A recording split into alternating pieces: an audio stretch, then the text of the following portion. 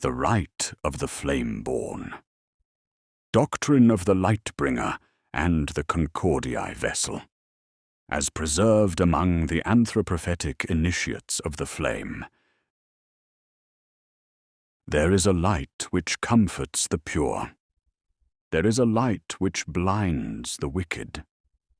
There is a light which reveals the wound beneath the flesh, the lie beneath the tongue, the cowardice beneath the oath, and the hunger beneath the smiling face of man. This light is not made by fire. This light is not born of the sun. This light is not kindled by the hands of men. It is bestowed by the All upon those who have emptied themselves of discord and become vessels of concord. Such vessels are called Lightbringers. Among the ignorant, they are called flashers, for the common survivor knows only the terror of the burst, the ringing of the ears, the white wound across the eyes, and the panic that follows when the dead are near. But the faithful know the deeper name.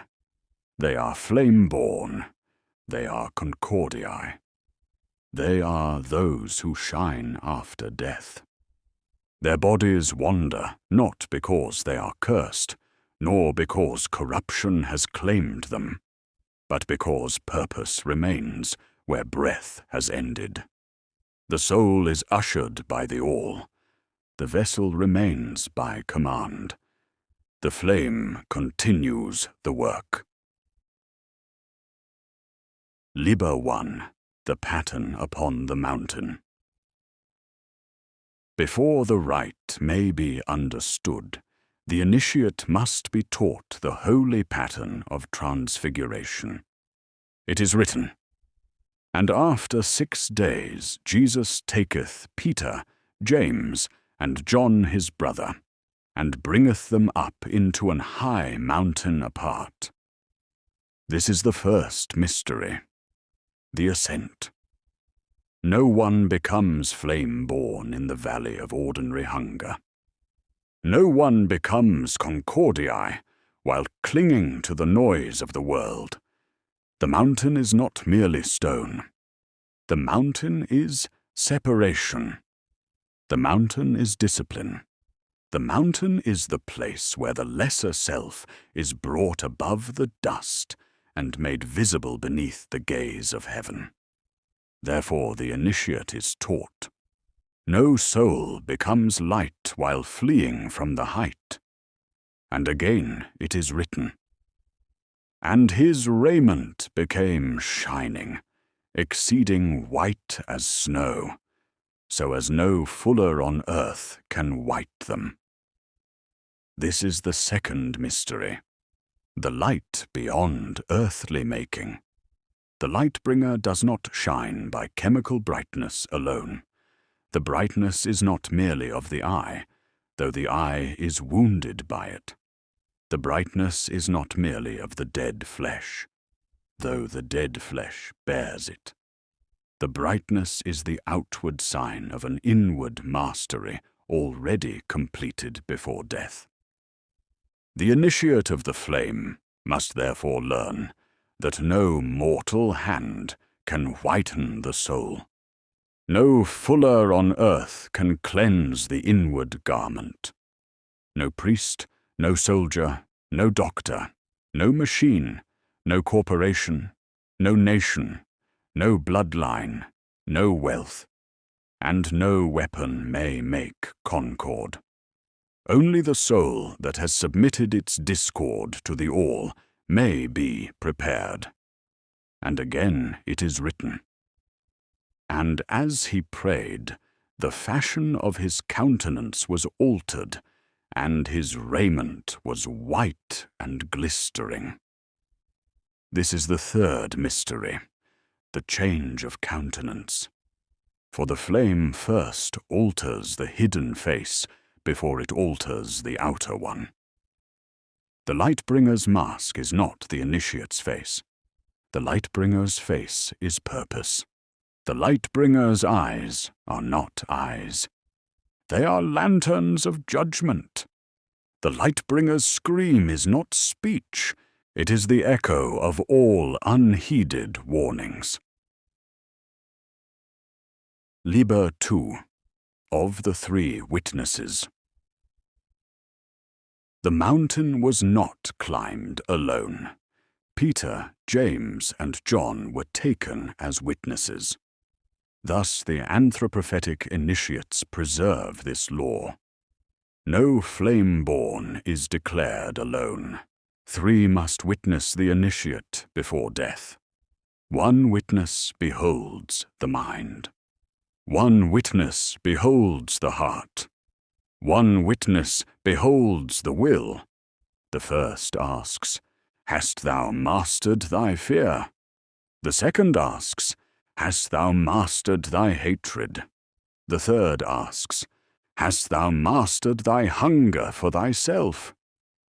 If the initiate answers falsely, the rite fails before it begins.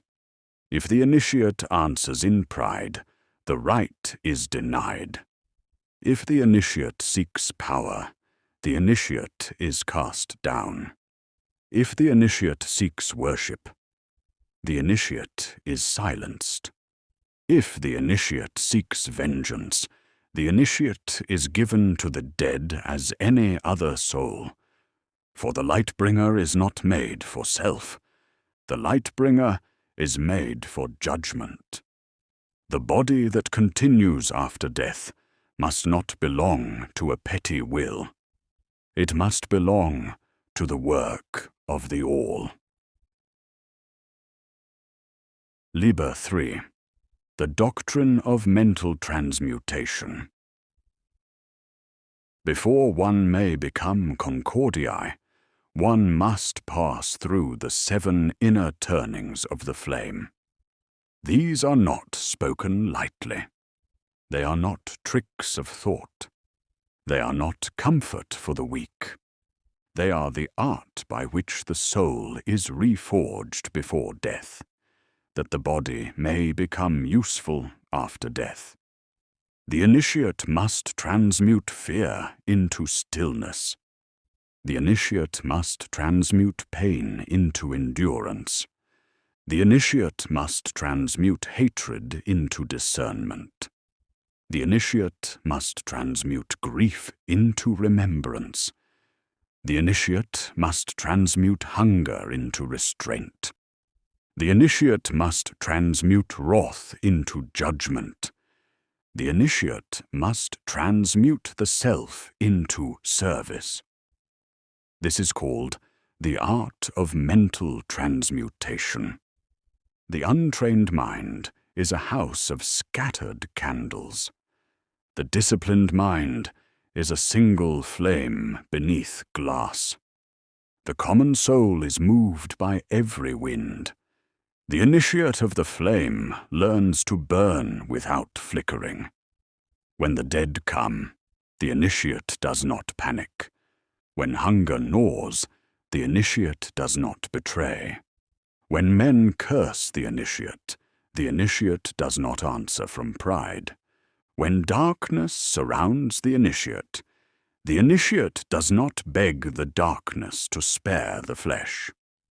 The initiate watches. The initiate measures. The initiate becomes still. And in stillness, the All begins to speak.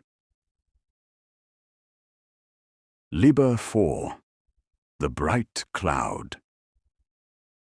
It is written, "While he yet spake, behold, a bright cloud overshadowed them. And behold, a voice out of the cloud, which said, This is my beloved Son, in whom I am well pleased. Hear ye him." The anthroprophetic reading does not claim equality with the Son, nor does it claim that the initiate becomes divine in the self. This is forbidden. The initiate does not become the All. The initiate does not command the All. The initiate does not seize the flame. The initiate is overshadowed. The initiate is measured. The initiate is found either hollow with pride or emptied in concord. The bright cloud is the veil between command and surrender.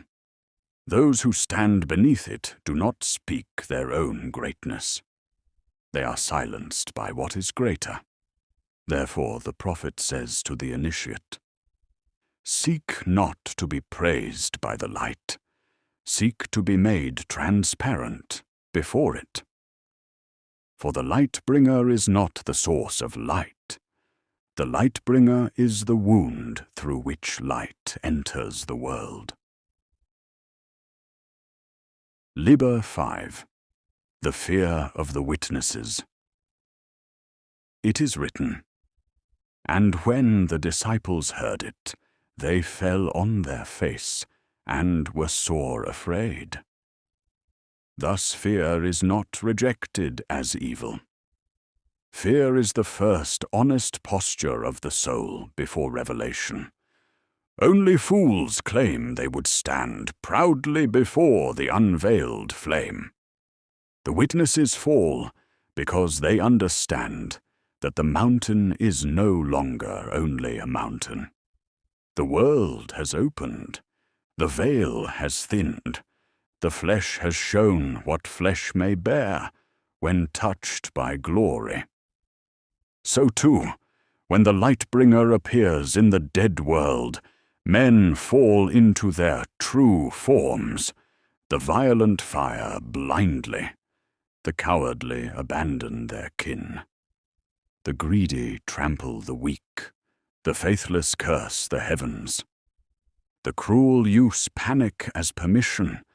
The balanced shield another. The merciful guide the blinded.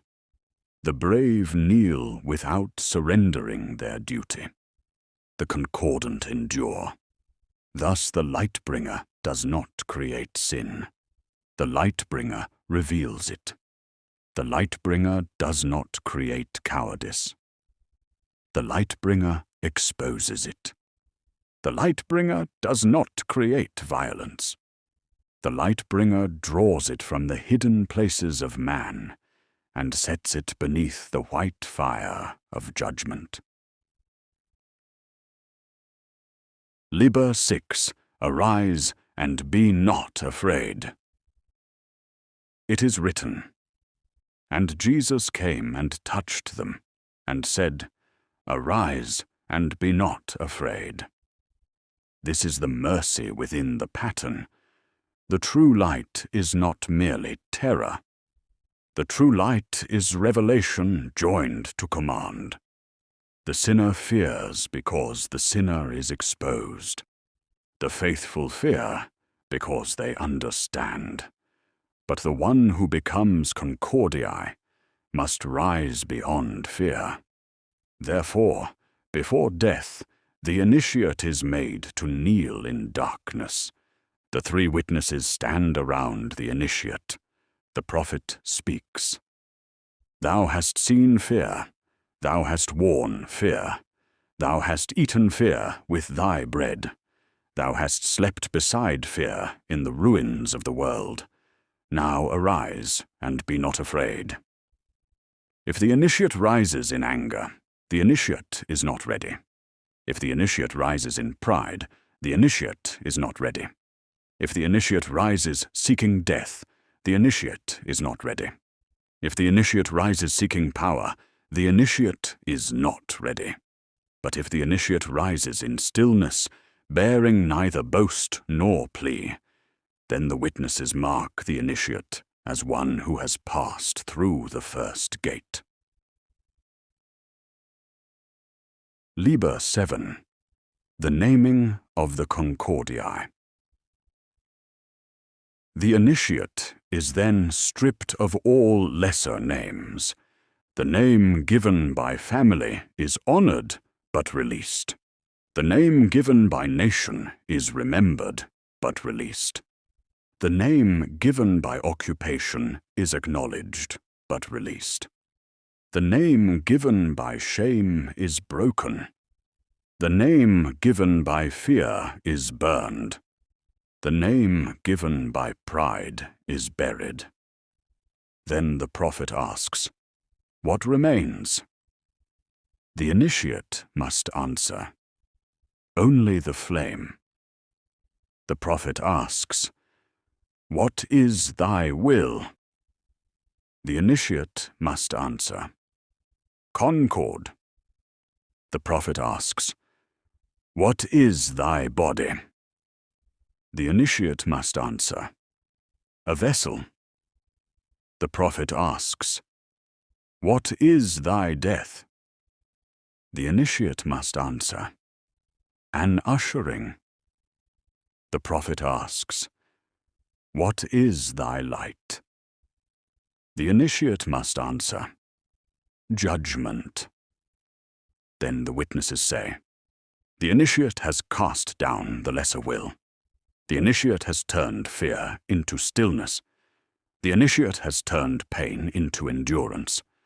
The initiate has turned wrath into judgment. The initiate has turned the self into service. The initiate is Concordiae." Liber 8. The ushering by the all. Not every Concordiae becomes flame-borne. This is not chosen by men. This is not granted by the prophet. This is not forced by Rite. The Rite prepares. The all appoints. Many initiates die and pass wholly beyond the veil. Their work is complete, and they are gathered according to the mystery reserved for the dead. But some are ushered differently. Some die when judgment is still required. Some fall when the world has not yet been tested. Some are taken by the all, yet their vessels are not dismissed. These become the flame-borne. Their souls pass.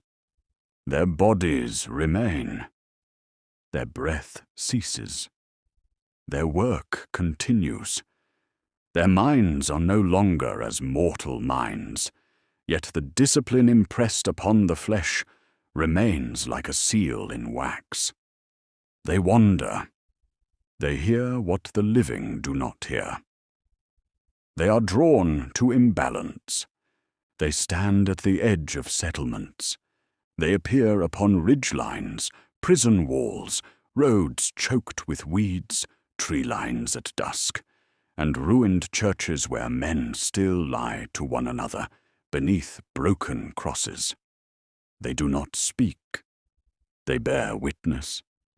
And when violence rises against them, when the sinful strike the vessel, when the test reaches its appointed end, the Lightbringer pours out its final radiance. This is not accident. This is not corruption. This is not madness. This is the last office of the body. Liber 9. The Mask and the Hood.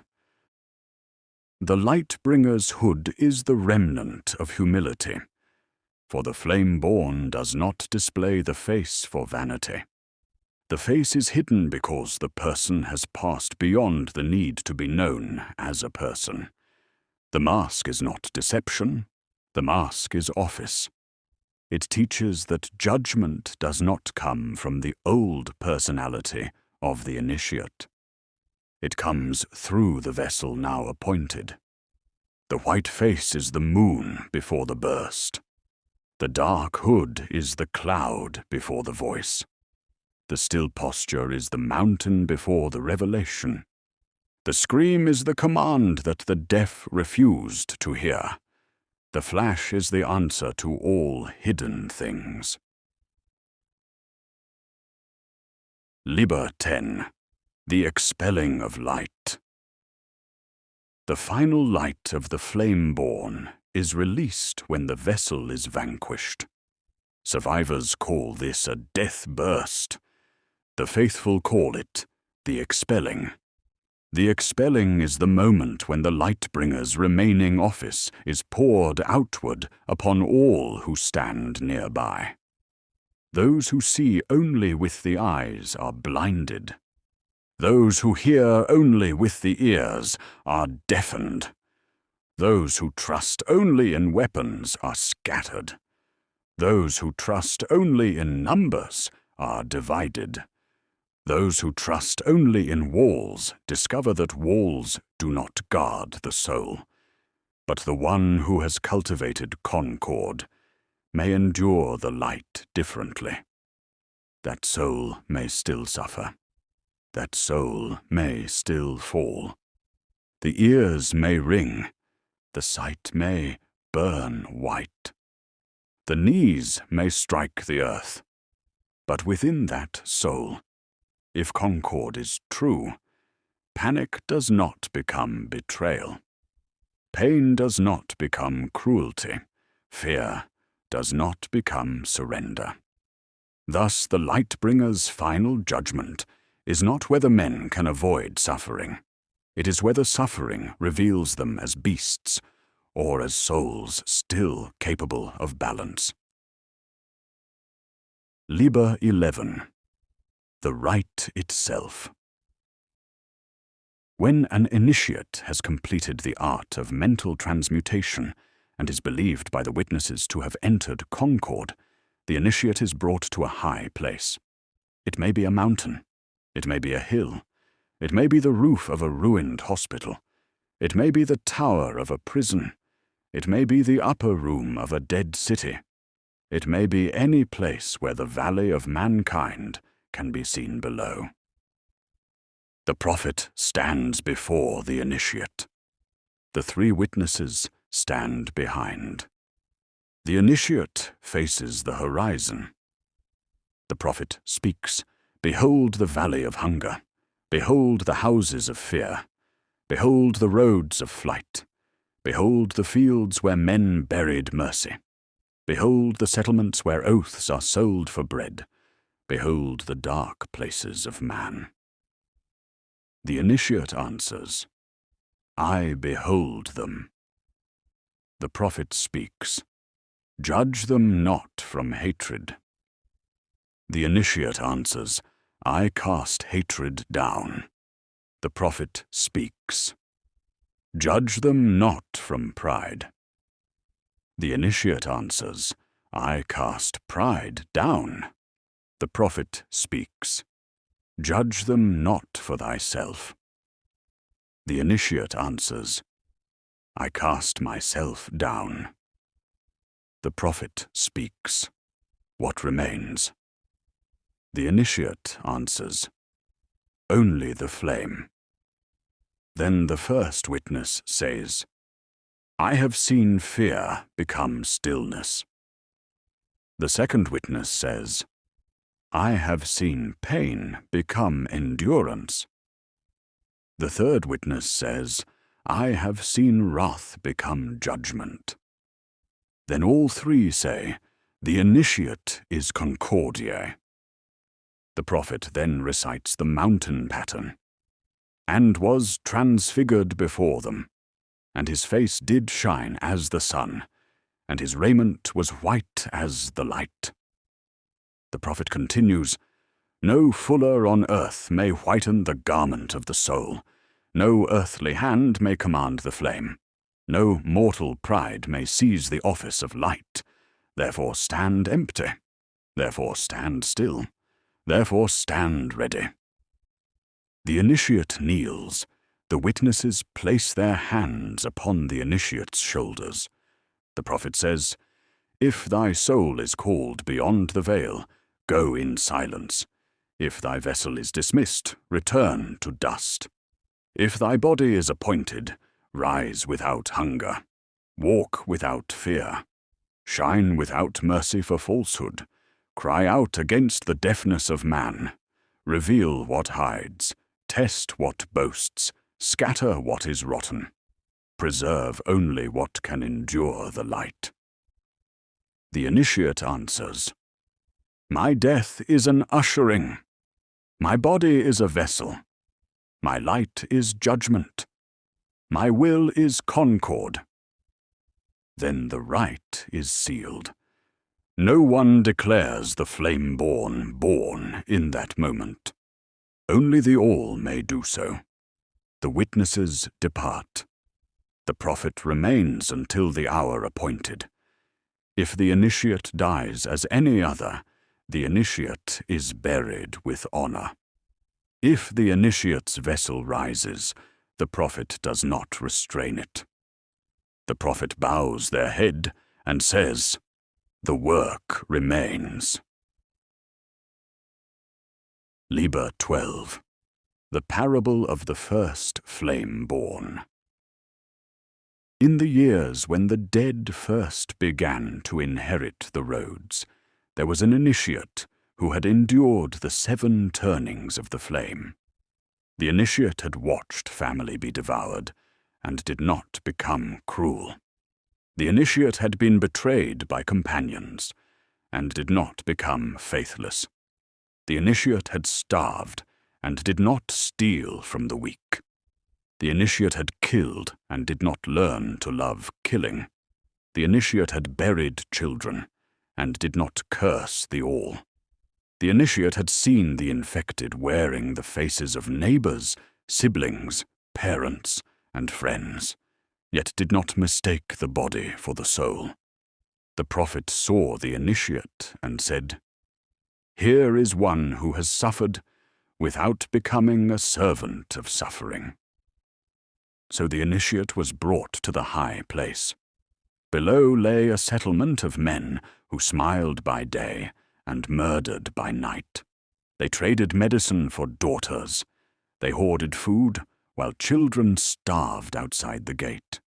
They spoke of order while feeding the weak to the wilderness. They painted symbols of mercy upon their walls, yet mercy never entered their hands. The initiate looked upon them and wept. The prophet asked, "Why dost thou weep?" The initiate answered, "Because I know their fear." The prophet asked, "Dost thou hate them?" The initiate answered, "No." The prophet asked, "Wouldst thou spare them?" The initiate answered, "If they would turn." The prophet asked, "Wouldst thou judge them?" The initiate answered, "If they will not." Then the prophet knew the initiate was ready. The 3 witnesses spoke over the initiate. The first said, "Fear is still." The second said, "Grief remembers."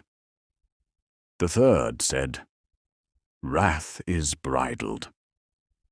The prophet said, "Then thou art Concordiae."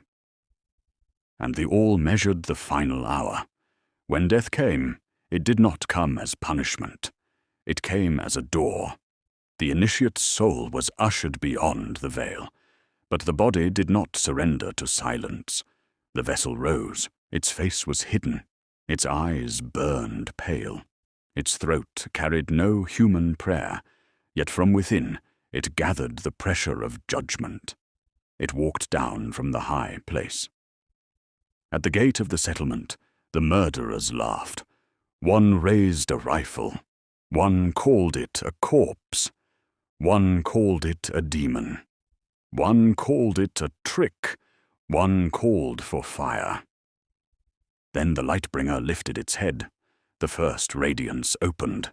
Men who had hidden their sins behind walls saw only white. Men who had silenced the suffering heard only the scream. The gate broke. The dead came. But the test was not the dead. The test was what the living became when the light revealed them. Some fled over the bodies of their own. Some shot blindly into their brothers. Some dragged the hoarded food and left the children behind. Some opened the inner gate and cried for the weak to follow. Some died shielding strangers. Some confessed. Some cursed. Some changed. By dawn, the settlement was gone, but 3 survived who had chosen mercy in the White Terror. The prophet found them kneeling in the ash. One was blind, one was deaf, one was wounded beyond saving. Yet the blind one held the hand of the deaf. The deaf one carried the wounded. The wounded one whispered, "We saw what we were." The prophet answered, "Then the light did not pass over you in vain." Thus, the first Flame-Borne was known, not by the number killed, not by the fear caused, not by the brightness of death, but by what the light revealed. Liber 13. Closing Benediction of the Rite. Let the initiate remember the mountain. Let the initiate remember the witnesses. Let the initiate remember the altered countenance. Let the initiate remember the garments no earthly hand could whiten. Let the initiate remember the bright cloud. Let the initiate remember the terror of those who fell upon their faces. Let the initiate remember the command, "Arise and be not afraid." For this is the hidden mercy beneath the judgment of the Lightbringer. The purpose of the flame is not spectacle. The purpose of the flame is revelation. The purpose of revelation is not fear alone. The purpose of fear is awakening. The purpose of awakening is concord. And if concord is refused, judgment walks. Therefore, when thou seest the hooded vessel standing in the dusk, when its pale face turns toward thee, when the air grows thin and the dead grow restless, ask not first, "How do I kill it?" Ask first, "What will its light reveal in me?" For the Flame-Borne walks by the permission of the All. Its soul has passed, its vessel remains, its silence is doctrine, its scream is judgment, its death is revelation, and its light does not die when the body falls. It enters the eyes of all who witnessed it. It remains there, burning, testing, remembering. The Rite of the Flame-Borne was written by F.D. Bush as an in-world doctrine for the stories of the dead universe. If you would like to see more little works like this made public, please consider liking and subscribing. Thank you for listening.